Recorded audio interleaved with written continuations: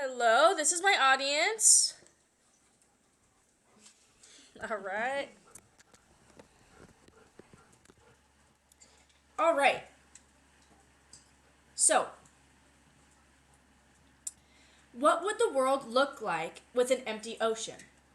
What would the world look like with no more fish? What would happen if we overfished to the point of extinction?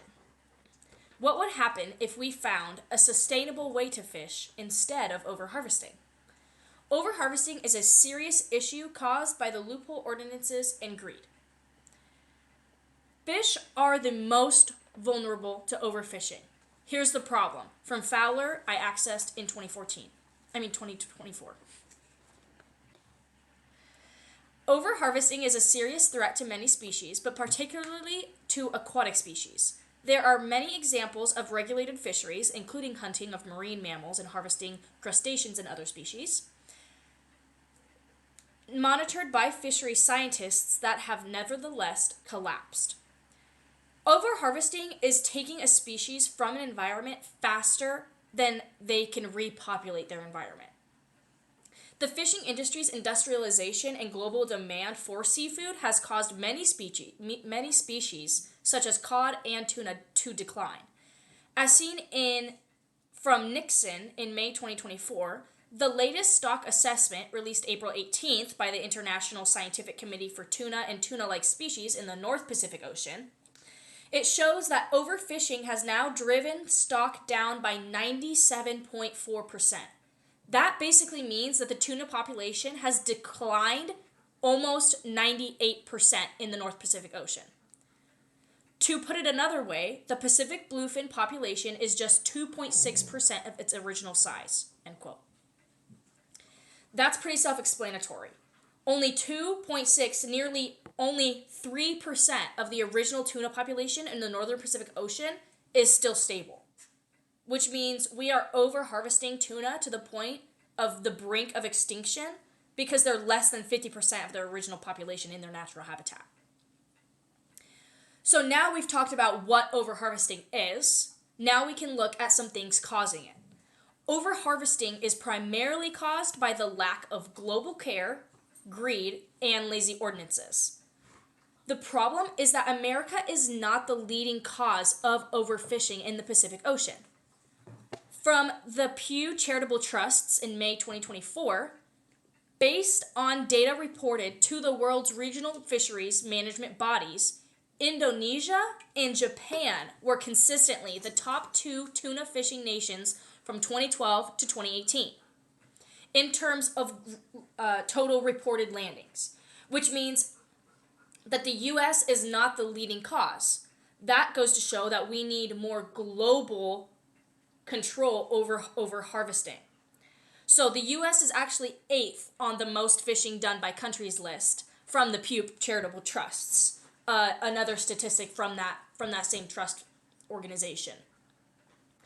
Company greed is also a significant cause of overharvesting of these species. From Britannica in May 2024, in 2022, Alaska's state government canceled the harvesting season for snow crab in the Bering Sea for the first time in history, following a major decline in snow crab population, largely attributed to warming ocean temperatures coupled with the killing of crabs as bycatch by travelers. The projected loss to Alaska's fisheries was $500 million, and many crabbing operations were expected to be bankrupted. This means that the company greed is one of the main driving forces of overharvesting, because if they don't continue to mine these populations of aquatic species, their corporations will go bankrupt.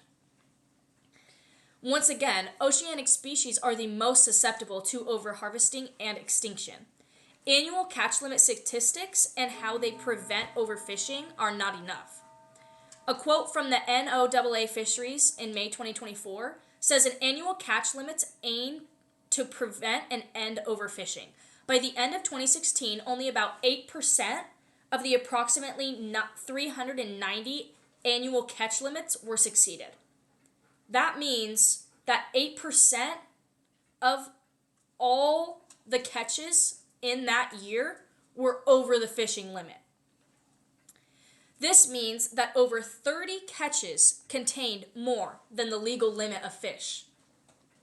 Sometimes, if a fish stock or population is unpredictable, there is no fishing limit even given that year.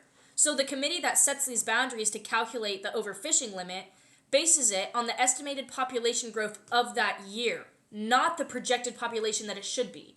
So that's another big issue, because they're basing their catch limit of that fiscal year on what the population should be, not what the general population of that species should be. Does that make sense? Okay. We can help limit the overharvesting of aquatic species and build sustainable populations in a couple of ways. First, we need to implement ways to halt overharvesting fish to maintain their population. So marine protected areas are areas of bodies of water that prohibit fishing. So from the Unity Environmental University in May 2024, it says implementing new MPAs, which is a marine protected area, in areas where overfishing has already occurred can reverse its negative effects. For example, an area of the coast of New England called George's Bank was an excellent fishing location for centuries. However, in 1994, the National Marine Fisheries Services found that the population of codfish in that area had decreased by 40%. So, the government acted quickly and banned fishing in that area the same year, so it made it a marine protected area. Within a few years, the cod populations began to increase again. So, marine protected areas are areas of bodies of water that prohibit fishing so that that local population of species in that habitat, the community in that ecosystem, can kind of rehabilitate itself. This has proven to work in other areas, so increasing this strategy in multiple regions should work to increase tuna populations.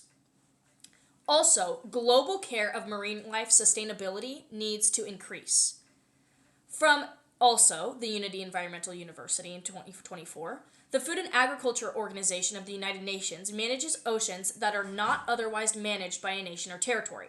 However, even in the international waters, anglers must follow the fishing laws and regulations of the area that they came from. So the U.S. requires permits for all commercial fishing vessels in their united waters. Encouraging other countries to do the same could reduce overfishing on a global scale. So because nobody owns the ocean, if all countries claimed that in their international waters, these standardized marine protected areas or global fishing regulations of certain species, it could increase the population also of certain fish on the brink of extinction. So overharvesting will cause the population of tuna and other aquatic species to decline, possibly to the brink of extinction. We can curb overharvesting by implementing more marine protected areas, increasing global care of our aquatic species population, and allowing our corporations to rely less on their harvesting of these specific species to decrease corporate greed as well.